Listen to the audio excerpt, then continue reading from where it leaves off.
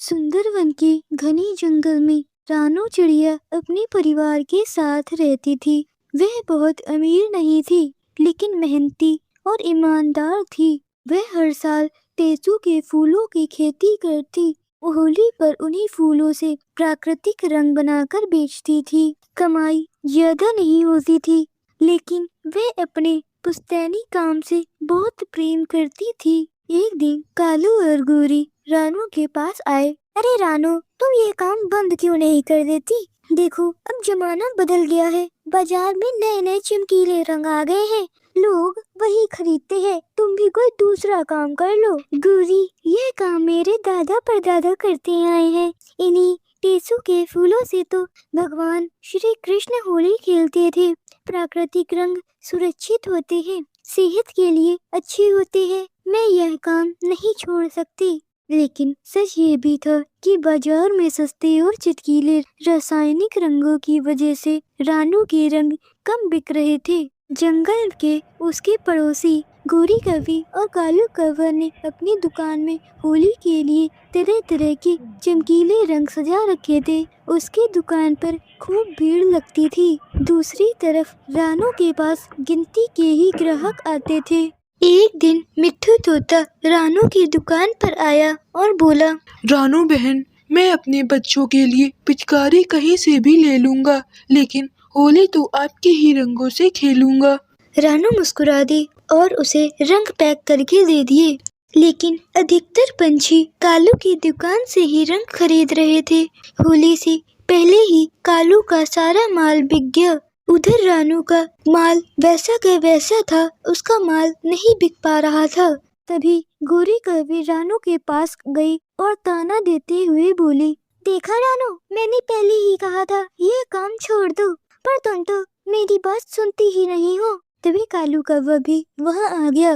अरे रानू, मेरी दुकान पर एक भरोसेमंद पंछी की जरूरत है। अच्छा पैसा दूंगा, तुम्हें भी फायदा हो जाएगा। रानू को काम करने में ऐतराज नहीं था, लेकिन वह अपना पुश्तैनी काम छोड़ना नहीं चाहती थी। होली आ गई। जंगल में हर तरफ रंग और खुशी का माहौल था, लेकिन रानू के घर सन्नाटा था।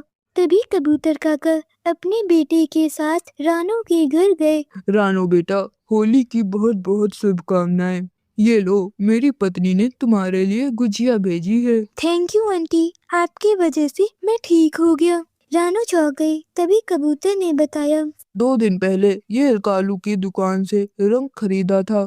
पता नहीं कैसा तेज रसायन मिला था उसमें। उसके शरीर में जलन और एलर्जी हो गई। लेकिन मैंने सोचा कि जो तुमने कुछ दिन पहले टेसू के फूल दिए थे, उसी फूल को पीसकर उसका लेप लगा दिया जाए। मैंने उसका लेप लगाया, शाम तक सारी जलन शांत हो गई।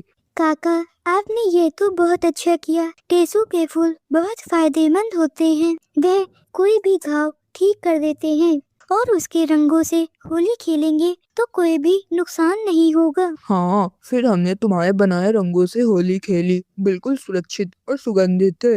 अब हमारे घर में सब तुम्हारे ही रंगों से होली खेलेंगे। इस बार मुझे थोड़ा नहीं, लेकिन ज्यादा रंग लेना है तुमसे। रानू की आंखों में खुशी चमक उठी। उसने तुरंत रंग पैक किए और काका को दे दिए। थोड़ी देर में और भी पंछी आने लगे, जिन्हें कालू के रंगों से एलर्जी हुई थी। वे रानू से टेसू के फूल लेने आए। सबको पता चल गया था कि प्राकृतिक रंग ही सुरक्षित है। देखते देखते रानू का सारा रंग और फूल बिक गए। उधर कालू और गोरी की दुकान पर शिकायतें ही शिकायतें थी। कई पंछियों को खुजली, जलन, एलर्जी हो गई थी। कालू और गोरी को अपनी गलती का एहसास हुआ। वे रानू के पास गए। रानू, मुझे माफ कर दो। मैंने सिर्फ कमाई के बारे में सोचा। मुझे पता ही नहीं था कि ये रासायनिक रंग इतने नुकसानदायक हैं। तुम्हारे प्राकृतिक रंगों की बराबरी कोई नहीं कर सकता। गोरी, कमाई जरूरी है, लेकिन सेहत उससे भी ज्यादा जरूरी है। और टेसू के फूल सिर्फ रंग बनाने के काम नहीं आते, बल्कि इनमें औषधीय गुण भी होते हैं। त्वचा की कई समस्याओं में ये लाभदायक है। अब पूरे जंगल ने प्राकृतिक रंगों की अहमियत समझ ली थी। रानू ने आसमान की ओर देखा।